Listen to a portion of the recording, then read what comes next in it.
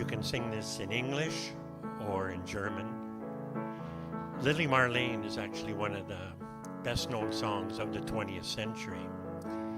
It's a plaintive expression of a soldier's desire to be with his girlfriend. It's indelibly associated with World War II, in part because it was popular with soldiers on both sides. Made famous, of course, by Marlene Dietrich and Vera Lynn. Underneath the lantern by the barricade, darling, I remember the way you used to wait. 'Twas there that you whispered tenderly that you loved me. You'd always be my lily of the lamplight, my own Lily Marlene. Time would come for roll call, time for us to part. Darling, I'd caress you and press you to my heart. And there neath that far-off lantern light, I'd hold you tight, we'd kiss goodnight. My lily of the lamplight, my own Lily Marlene. Orders came for sailing somewhere over there. All confined to barracks, 'twas more than I could bear. I knew you were waiting in the street. I heard your feet, but could not meet. My lily of the lamplight, my own Lily Marlene. Resting in our billet just behind the line. Even though we're parted, your lips are close to mine. You wait where that lantern softly gleams. Your sweet face seems to haunt my dreams. My lily of the lamplight, my own Lily Marlene. My lily of the lamplight, my own Lily Marlene. And to be fair, we will sing one verse in German. Aus dem stillen Raume, aus der Erde Grund, heb mich bei ihm Trauma, dein Bier liebt der Mund. Wenn sich die späten Nebel drehen, würd ich bei der Laterne stehen. Wie einst die, my Lily Marlene, wie einst Lily Marlene. Dankeschön. I'm just going to go a little off script just for 1 minute because that song is very special in my family. My oldest half-brother served in the Second World War with the Royal Canadian Navy. He miraculously sailed the North Atlantic 23 times and survived, raised his family, named his oldest daughter Marlene after that. And when I was thinking about him today, I thought I'm just going to sneak this one song in. Go a little off script, but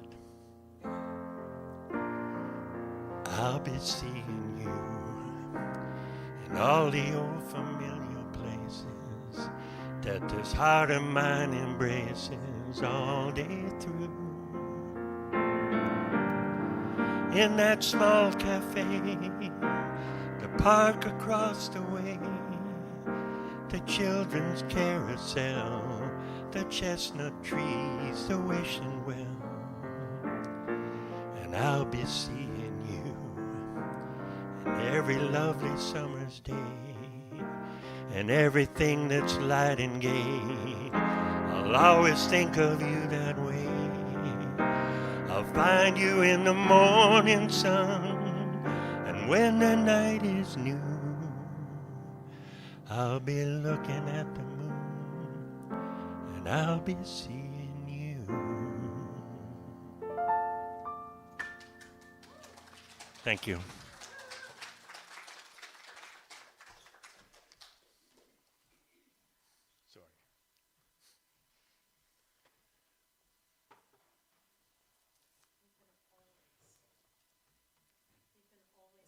script. You can always go off script. What a beautiful, beautiful thing to add. Thank you, Peter.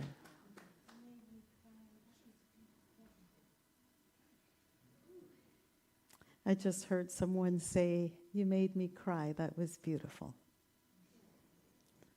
There's nothing that is more powerful than when something touches us at the heart level, is there? So thank you.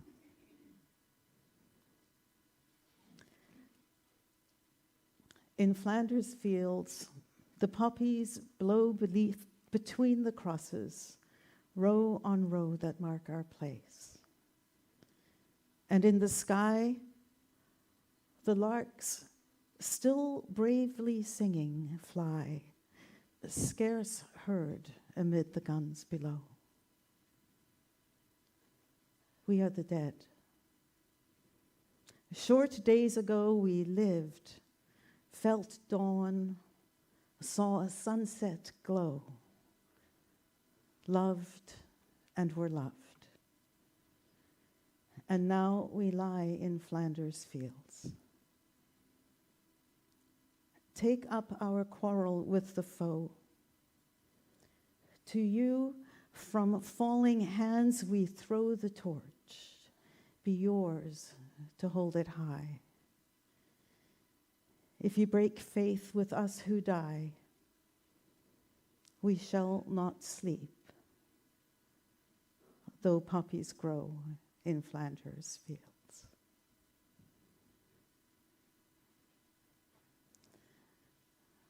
This poem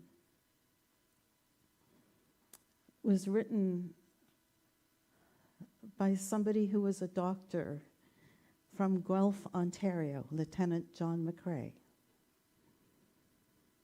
And he was on the front lines, and he composed this the day after one of his fellow students and friends passed away in 1915 in Belgium at the Battle of Ypres.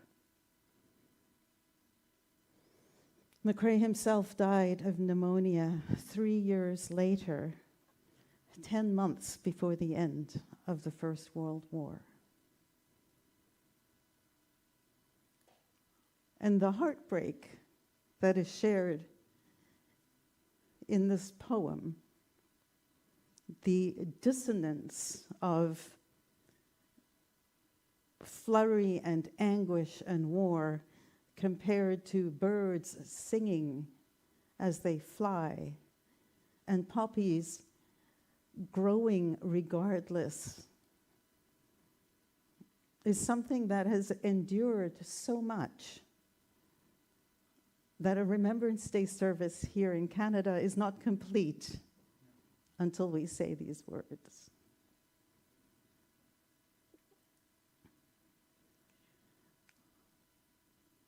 At 11 o'clock on the 11th day of the 11th month in 1918, the Great War, known as World War I now, ended in an armistice agreement that was signed in a railroad car in France. A year later, the first Remembrance Day service was held. And this week, tomorrow, we celebrate Remembrance Day in Canada, Veterans Day in the United States, Armistice Day in England, and in other countries of the Commonwealth. Throughout the British Commonwealth, it was first observed in 1919.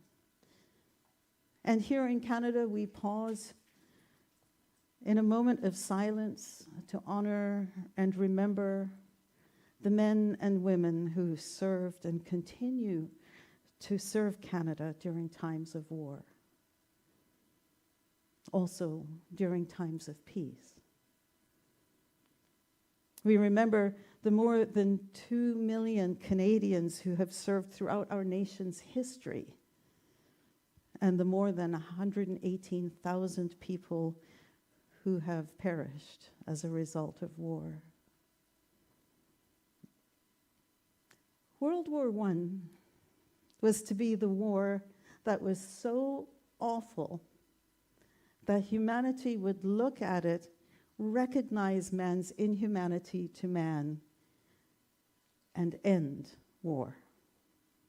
It was known as the war to end all wars.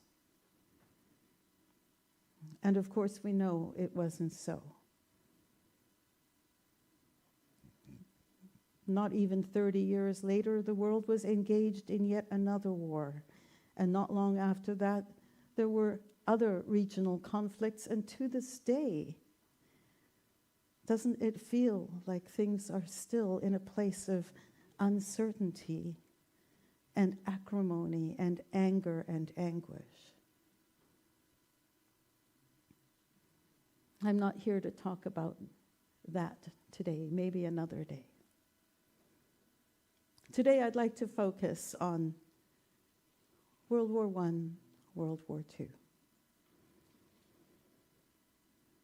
My friend Marlo was raised in Holland, and she was a little girl during the war and World War II. And if you know, Holland was occupied by the Germans and fell to the Germans.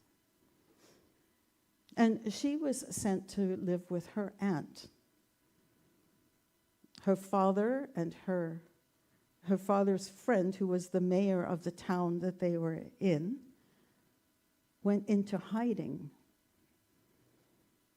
because the German people wanted them, who were leaders in their town, to tell the people of their town to cooperate.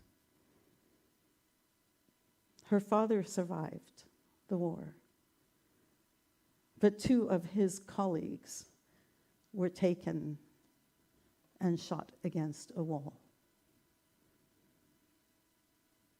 She remembers most fondly the idea of finding comfort in the smallest things.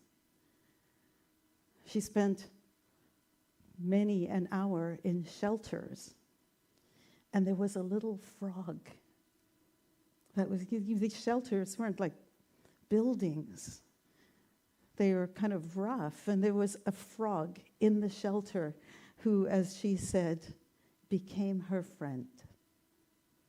And it became an anchor for her, something that she could focus on to take away from the terror of what was going on around her. She remembers later in the war that a German boy arrived at their house, at their door, wounded. They gave him food, and they asked him to spend the night in the pergola outside of the house in the garden. The next morning, the soldier was gone, and so was the pergola. Their house remained.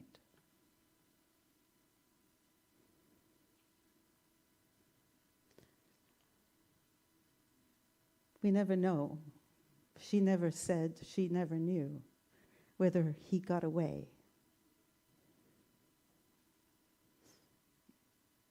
My father was a child in World War II. He was born in 1929.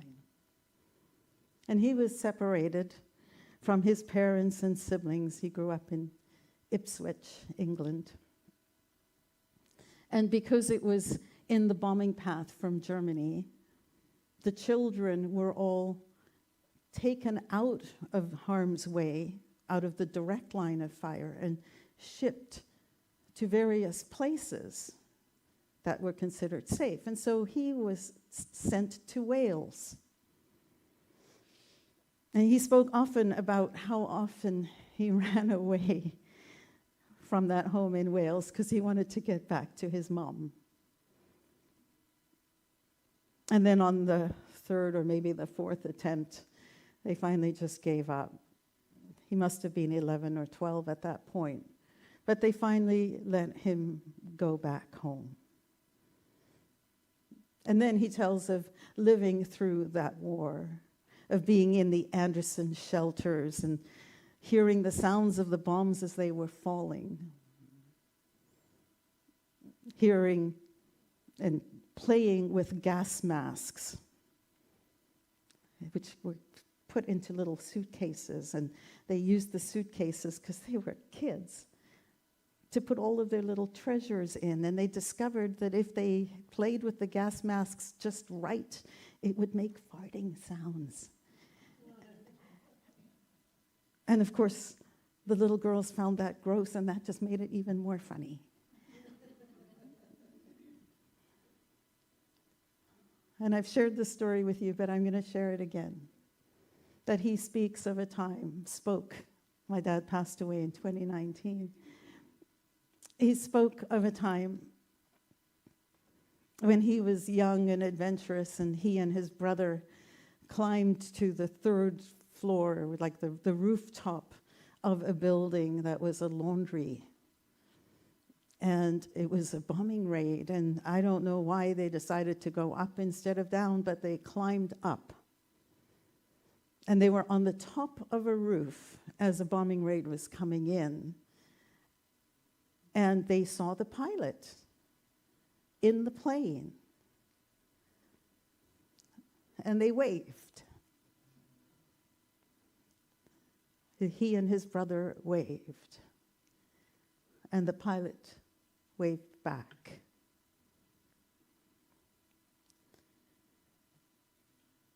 A few years ago, my mom mentioned that she heard an interview on CBC radio where they were talking to a man who had been a German pilot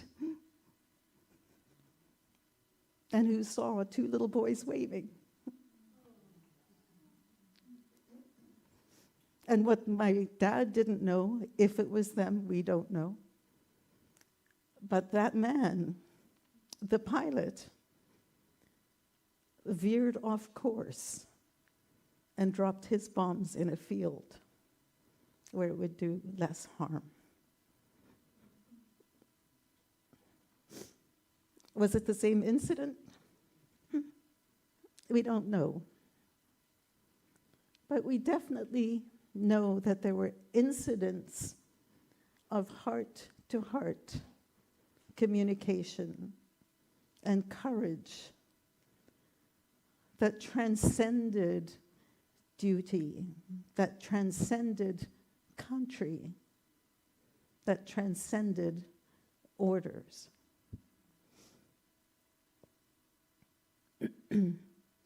At the age of 14, my dad joined the Merchant Marine and traveled the world. He never lived in England for any significant time after that.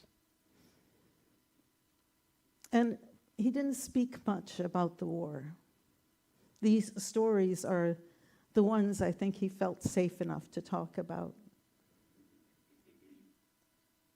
And there weren't many.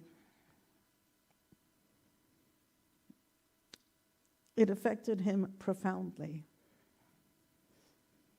And yet there was never any hesitation about the wisdom about England standing up to the bully. And my dad was perhaps one of the most peace-loving people I've ever met. It begs the question, doesn't it? How do we stand for peace at the same time as saying no to the bully? It's complicated. It cannot be an either or. There are times, unfortunately, in our humanity where one leads to the pain that I've just described, where standing up means hurting for a whole bunch of people. What I know is that even though I don't want war, I appreciate this country that I live in now, the values that we stand for in Canada. I appreciate my relative freedom. Who knows if I would be able to even stand here and speak these words had people not chosen to stand up to the bully. Those political and military decisions made so many years ago have lasting impact even today.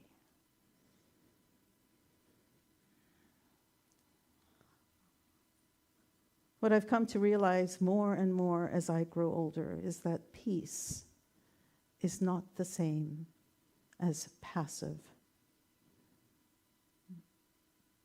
It is not being a doormat or allowing behavior that is unjust or that is harmful to others, especially for those who cannot advocate for themselves. Peace is an action, and sometimes, maybe even often, it means having the courage to act and do the right thing, despite the danger, despite the fear.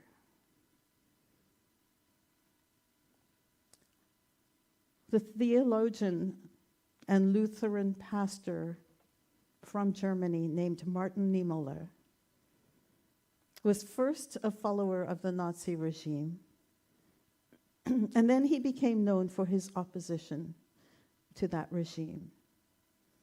He was imprisoned at Dachau and Sachsenhausen, and he narrowly escaped execution, even though he was a minister in the Lutheran tradition. These words were written and are now found at the Holocaust Memorial in Boston, Massachusetts. First, they came for the communists, and I did not speak out because I was not a communist. Then they came for the Jews, and I did not speak out because I was not a Jew. Then they came for the trade unionists, and I did not speak out because I was not a trade unionist. Then they came for the Catholics, and I didn't speak out because I was a Protestant. Then they came for me. And by that time, there was no one left to speak for me.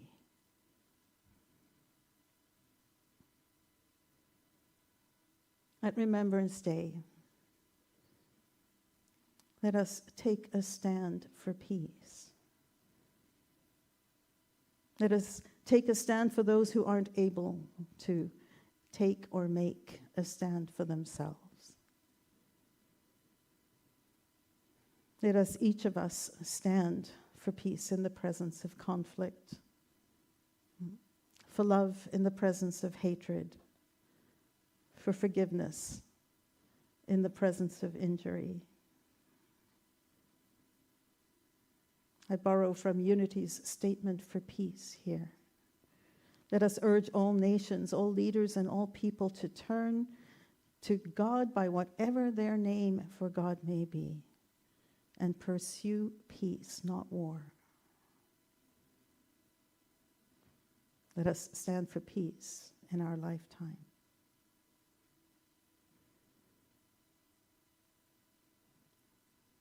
That's step one.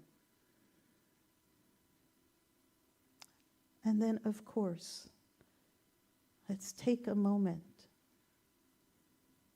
to honor how we got to here. The people, not just those who went off to war, but their loved ones who were left behind. And those who, when they came back, were injured mentally and physically. Those who served and were willing to put their lives on the line for us.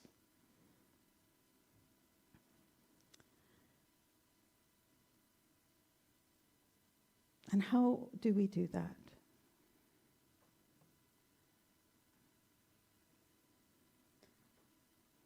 I'll just read the last few words.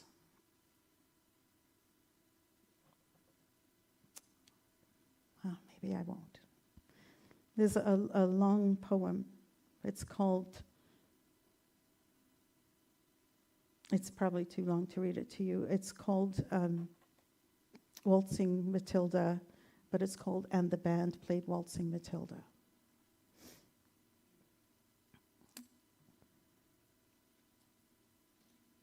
I'm going to read it anyway. You knew that was coming, right? I find it one of those songs that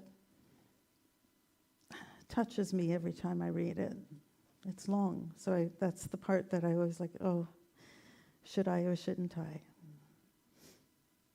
It was made famous by the band The Pogues, written by Eric Bogle, and it's called And the Band Played Waltzing Matilda. Know that in Australia, in April is their equivalent of our Veterans Day. And to waltz your Matilda is it represents freedom. It's like camping. It's wandering around in the outback, carrying your belongings on your back and tenting and getting close to nature. When I was a young man, I carried my pack and I lived the free life of a rover. From the Murray's Green Basin to the dusty outback, I waltzed my Matilda all over. Then in 1915, my country said, "Son, it's time to stop rambling because there's work to be done." So they gave me a tin hat and they gave me a gun and they sent me away to the war. And the band played Waltzing Matilda. And as we sailed away from the quay, and amidst all the tears and the shouts and the cheers, we all sailed off to Gallipoli.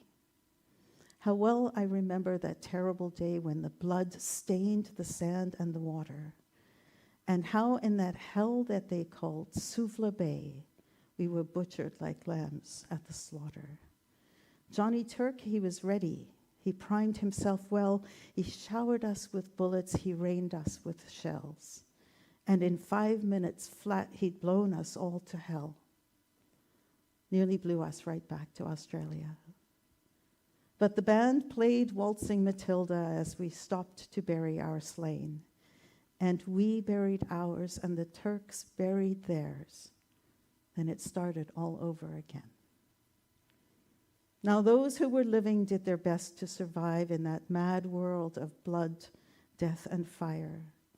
And for 7 long weeks, I kept myself alive while the corpses around me piled higher. Then a big Turkish shell knocked me arse over tit. And when I woke up in my hospital bed and saw what I had done, Christ, I wish I was dead. Never knew there were worse things than dying. And no more I'll go waltzing Matilda to the green bushes so far and near. For to hump tent and pegs, a man needs 2 legs. No more waltzing Matilda for me. So they collected the cripples, the wounded and maimed, and they shipped us back home to Australia. The legless, the armless, the blind and insane, those proud wounded heroes of Suvla.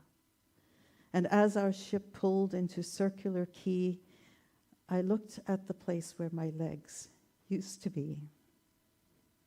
And thank Christ, there was nobody waiting for me to grieve and to mourn and to pity. And the band played Waltzing Matilda as they carried us down the gangway. But nobody cheered. They just stood and stared, and they turned all their faces away. Now every April I sit on my porch and I watch the parade pass me by. I see my old comrades, how proudly they march, reliving the dreams of past glory. I see the old men all twisted and torn, forgotten heroes of a forgotten war. And the young people ask me, what are they marching for?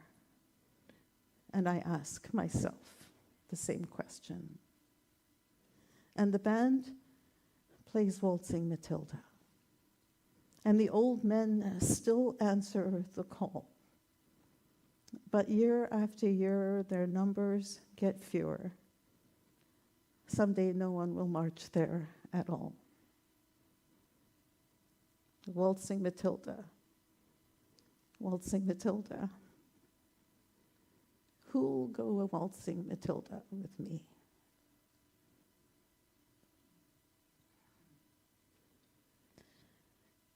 What's the best way to honor veterans this Remembrance Day? Let us remember that at our core, no matter what side we were on, each person longs for peace. Our goal must be for unity, for peace, and love for all. I remember the words of a young woman named Anne Frank, who was born the same year as my dad, but she was executed at the age of 14 for the crime of being Jewish. And she wrote, I keep my ideals because in spite of everything, I still believe that people are really good at heart. Let us be inspired by her optimism.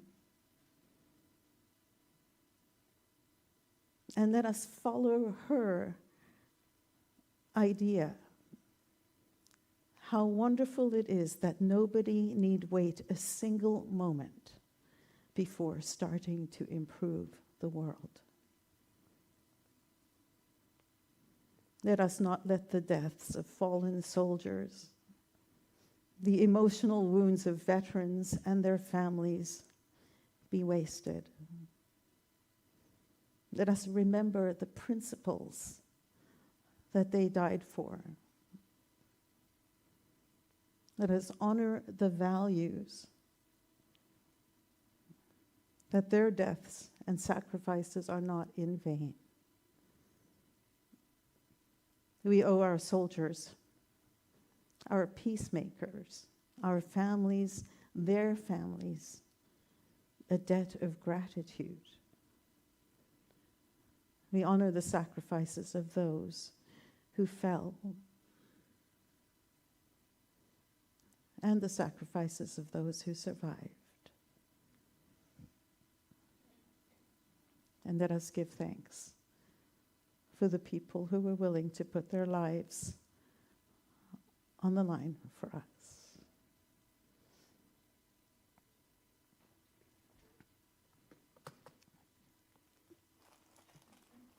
Thank you, Walter.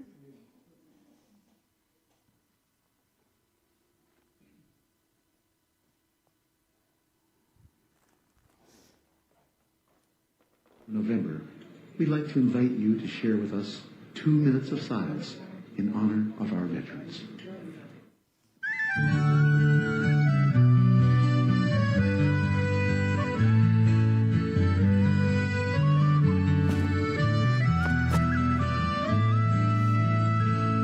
They fought and some died for their homeland. They fought and some died, now it's our land. Look at his little child, there's no fear in her eyes. Could he not show respect for other dads who have died? Take 2 minutes, would you mind? It's a pittance of time for the boys and the girls who went over. In peace may they rest, may we never forget why they died. It's a pittance of time. God forgive me for wanting to strike him so as not to be like him. My heart pounds in my breast, fingers pressed to my lips. My throat wants to bawl out, my tongue barely resists. But 2 minutes I will bide, it's a pittance of time for the boys and the girls who went over. In peace may they rest, may we never forget why they died. It's a pittance of time.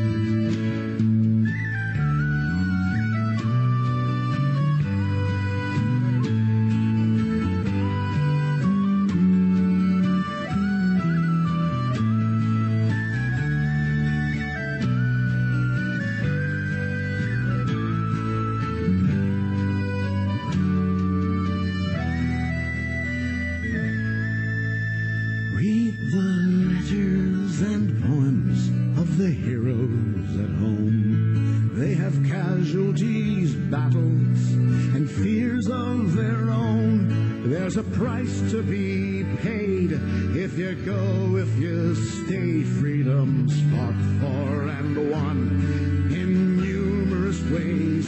Take 2 minutes, would you mind? It's a pittance of time for the boys and the girls all over. May we never forget our young become vets at the end of the line. It's a pittance of time. It takes courage to fight in your own war. It takes courage to fight someone else's war. Our peacekeepers tell of their own living hell. They bring hope to foreign lands that hate mongers can't kill. Take 2 minutes, would you mind? It's a pittance of time for the boys and the girls who go over. In peacetime our best still don battle dress and lay their lives on the line. It's a pittance of time. In peace may they rest, lest we forget why they died. Take a pittance of time.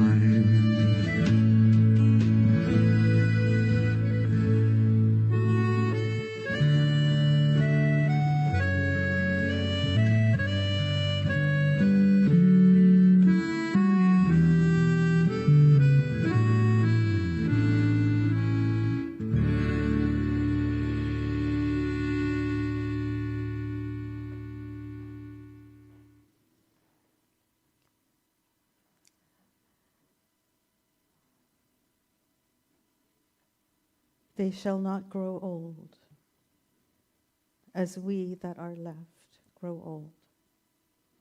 Age shall not weary them, nor the years condemn. At the going down of the sun and in the morning, we will remember them. Please stand with me as we hear the last post and then enter 2 minutes of silence and then hear Reveille.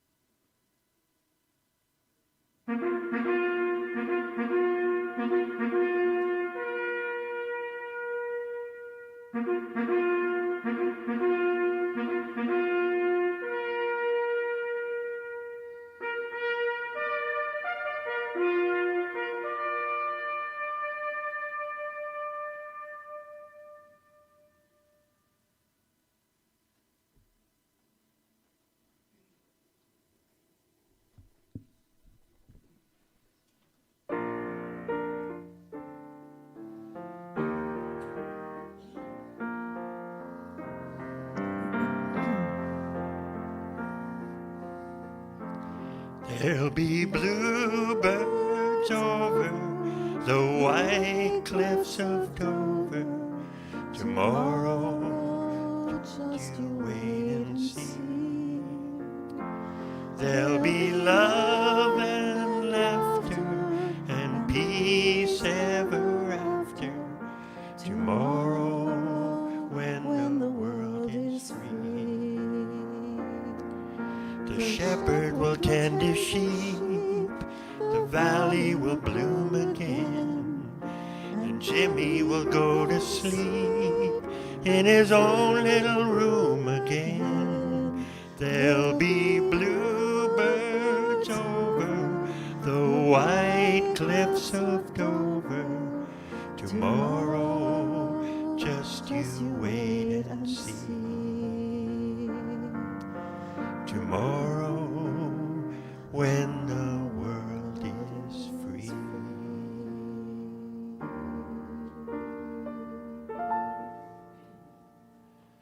Oh, Canada, our home and native land, true patriot love in all of us command. With glowing hearts we see thee rise, true north, strong and free.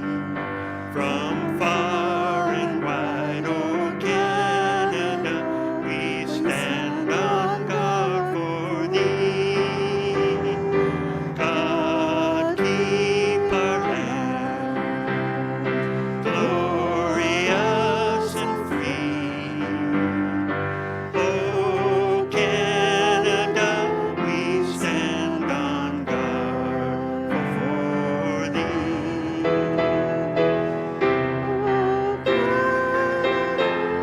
We stand on guard for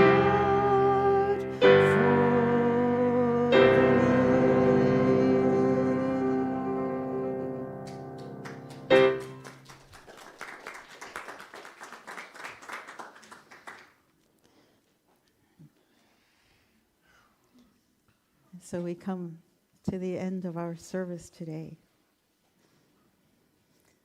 Thank you, Peter, for your beautiful music. Thank you all for being here. I hope you stay for coffee and a chance to connect. One of the things that got people through the war, both sides, all sides, were music. Songs by Vera Lynn, who was the person that, whether you were male or female, you clung to her voice. And so we're going to end our service as we always do with the peace song and the prayer for protection, but we're also going to sing one more of those traditional songs. So let's move into a circle if we're able, and then we will sing songs of hope, songs of optimism, songs of love.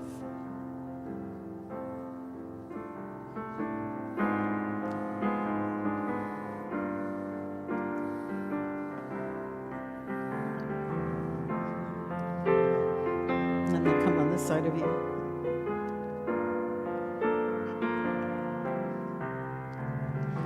We'll meet again.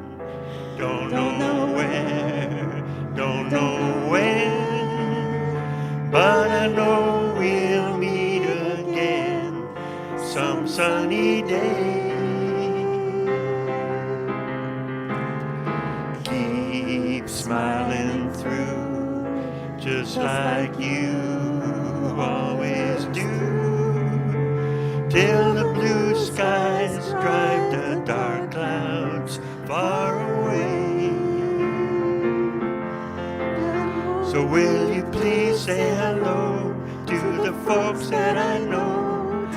Tell them I won't be long. They'll be happy to know that as you saw me go, I was singing this song.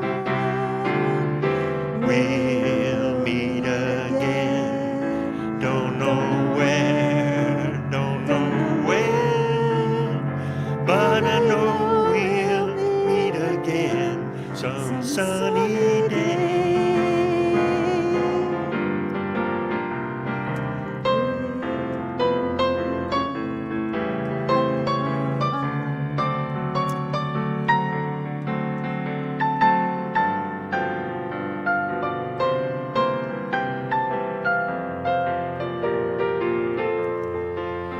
So will you please say hello to the folks that I know, and tell them I won't be long.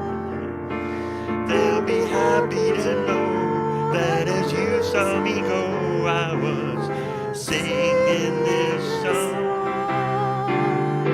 We'll meet again.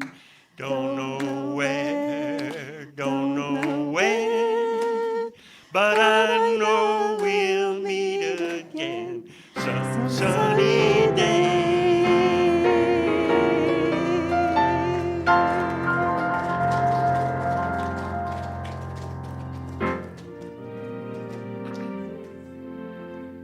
Let there be peace on earth, and let it begin with me.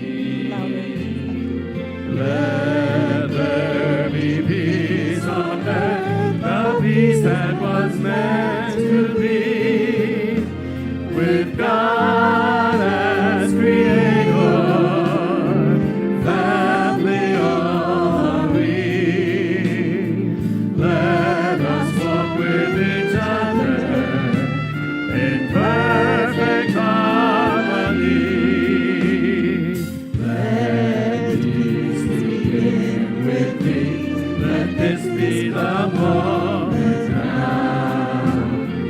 With every step I take, let this be my joyous vow, to take each moment and live each moment in peace eternally.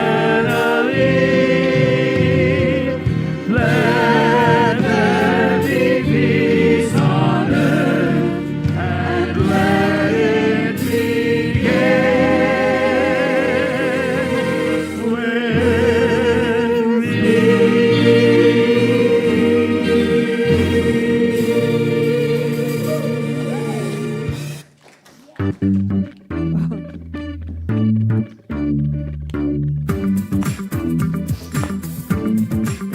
I am the light of God, I am the love of God, I am the power of God, I am the presence of God. Wherever I am, God is.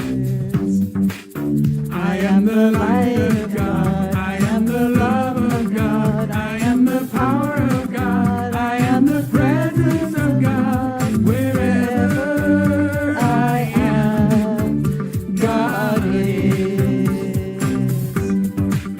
You are the light of God, you are the love of God, you are the power of God, you are the presence of God. Wherever you are, God is.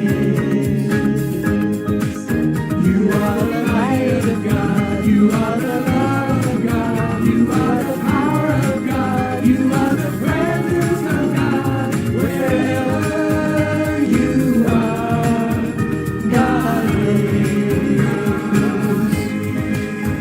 We are the light of God, we are the love of God, we are the power of God, we are the presence of God. Wherever we are, God is, and all is well.